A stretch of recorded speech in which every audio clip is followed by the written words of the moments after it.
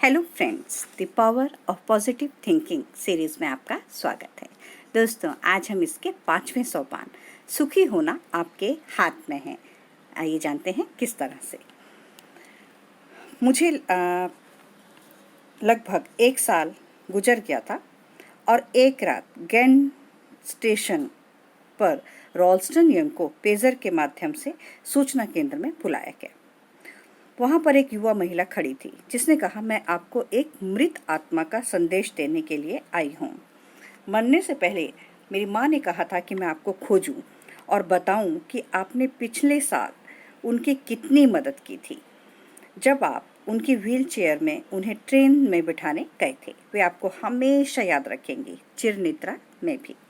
वे आपको इसलिए याद रखेंगी क्योंकि आप दयालु, प्रेमपूर्ण और समझ से परिपूर्ण थे।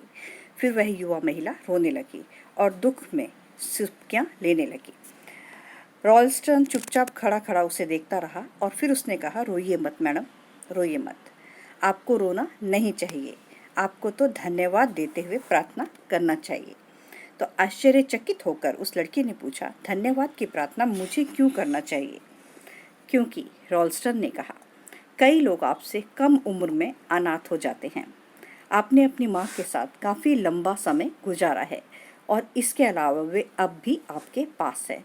आप उन्हें दोबारा देख पाएंगी। वे अब भी आपके पास है और वे हमेशा आपके पास रहेंगी। शायद, उसने कहा, वे यहाँ पर हम दोनों के पास है, हम दोनों के पास, जब हम बातें कर रहे हैं।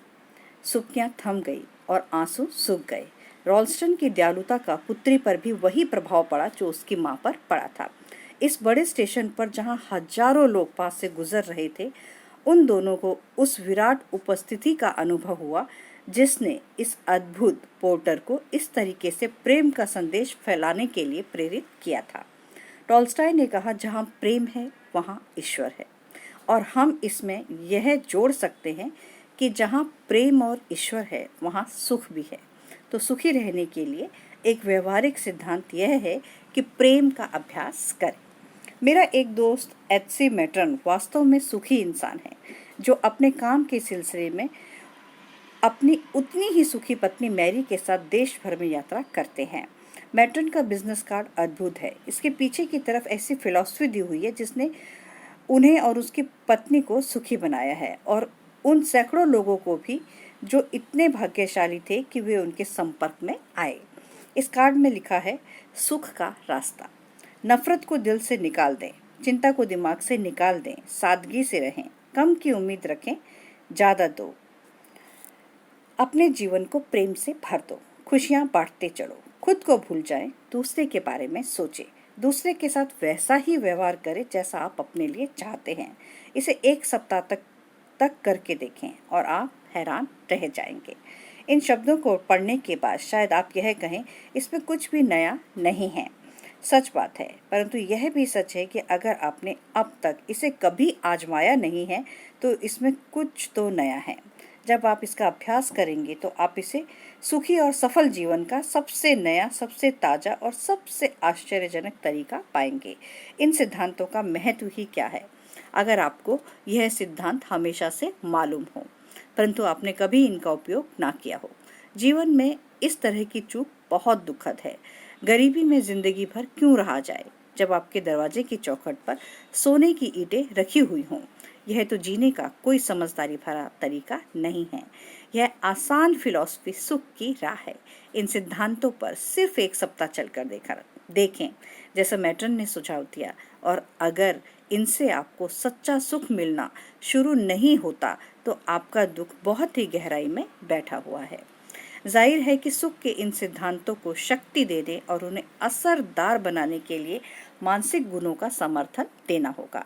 आध्यात्मिक शक्ति के बिना इन आध्यात्मिक सिद्धांतों से भी आपको प्रभावी परिणाम मिलने की संभावना नहीं है। जब व्यक्ति अंदर से आध्यात्मिक परिवर्तन का अनुभव करता है तो सुख प्रदान करने वाले विचारों में सफलता अत्यधिक आसान हो जाती है। अगर आप आध्यात्मिक सिद्धांतों का प्रयोग करना शुरू करते हैं तो चाहे शुरुआत में आप ऐसा अजीब तरीके से करें, परंतु धीरे धीरे अंदर से आप आध्यात्मिक शक्ति का अनुभव करना शुरू करेंगे। मैं आपको आश्वस्त कर सकता हूँ कि यह आपको सुख का महानतम अनुभव देगा जो आपको अब तक नहीं मिला होगा। यह आपके साथ तब तक बना रहेगा जब तक आप ईश्वर द्वारा बनाई गई इस दुनिया में रहेंगे। तो दोस्तों, आप मेरी इस वीडियो को आपको पसंद आए तो आप इसे अपने दोस्तों में शेयर कीजिए, लाइक कीजिए, सब्सक्राइब कीजिए। मेरे चैनल पर बने रहिए दोस्तों, ताकि आपको मेरी हर न्यू अपडेट्स मिलती रहें। गुड बाय दोस्तों, बाय बाय, टेक केयर।